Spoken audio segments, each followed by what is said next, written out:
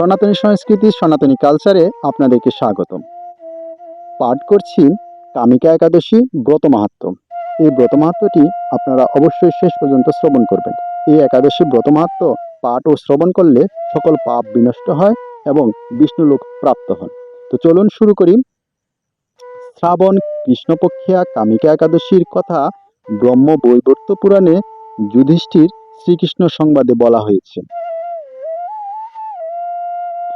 যুধিষ্ঠির মহারাজ শ্রীকৃষ্ণকে বললেন, হে গোবিন্দ, হে বাসুদেব, শ্রাবণ মাসের কৃষ্ণপক্ষের একাদশীর নাম এবং মাহাত্ম্য সবিস্তারে আমার কাছে বর্ণনা করো। তা শুনতে আমি অত্যন্ত কৌতূহলী। প্রত্যুত্তরে ভক্তবৎসল ভগবান শ্রীকৃষ্ণ বললেন, হে রাজন, পূর্বে দেবর্ষি নারদ প্রজাপতি ব্রহ্মাকে এই প্রশ্ন করলে তিনি যে উত্তর প্রদান করেছিলেন, আমি এখন সেই কথাই বলছি। আপনি মনোযোগ সহকারে তা শ্রবণ করুন। এক সময় ব্রহ্মার কাছে ভক্তশ্রেষ্ঠ নারদ জিজ্ঞাসা করলেন, হে ভগবান, শ্রাবণ মাসের কৃষ্ণপক্ষিয়া একাদশীর নাম কি? এর আরাধ্য দেবতা কে?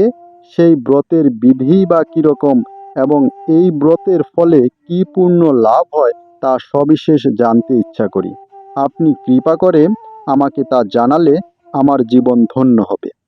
শ্রী নারদের কথা শুনে ব্রহ্মা অত্যন্ত সন্তুষ্ট হলেন। তিনি বললেন, হে বৎস, জগৎজীবের মঙ্গলের জন্য আমি তোমার প্রশ্নের যথাযথ উত্তর দিচ্ছি।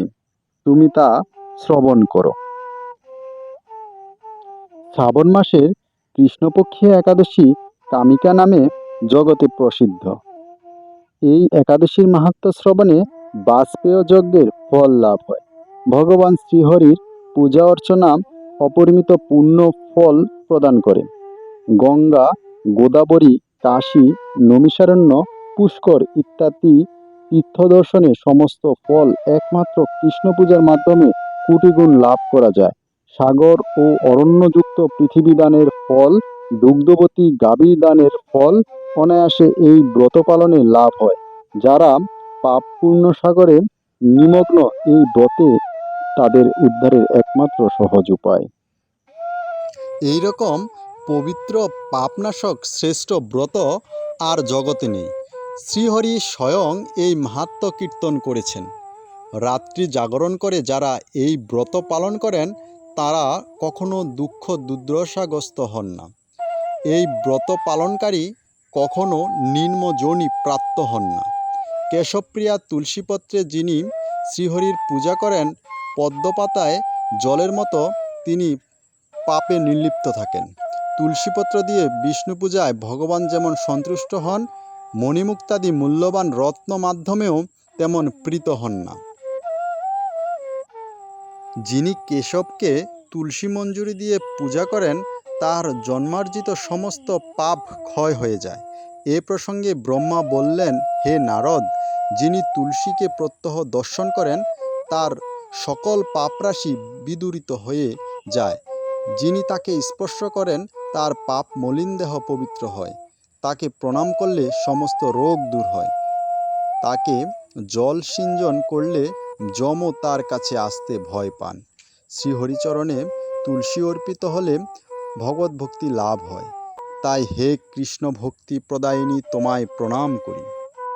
যে ব্যক্তি হরিবাসরে ভগবানের সামনে দীপদান করেন, চিত্রগুপ্তও তার পুণ্যের সংখ্যা হিসাব করতে পারে না। তার পিতৃপুরুষেরাও পরম তৃপ্তি লাভ করেন। শ্রীকৃষ্ণ বললেন, হে রাজন, আমি আপনার কাছে সর্বপাপ হারিণী কামিকা একাদশীর মাহাত্ম্য বর্ণনা করলাম। অতএব যিনি ব্রহ্মহত্যা, ভ্রূণহত্যা, পাপ বিনাশিনী, মহাপূর্ণ ফলদায়ী এই ব্রত পালন করবেন, এই মাহাত্ম্য শ্রদ্ধা সহকারে পাঠ অথবা শ্রবণ করবেন, তিনি সর্বপাপ থেকে মুক্ত হয়ে বিষ্ণুলোকে গমন করবেন। হরে কৃষ্ণ। এতক্ষণ সাথে থাকার জন্য ধন্যবাদ।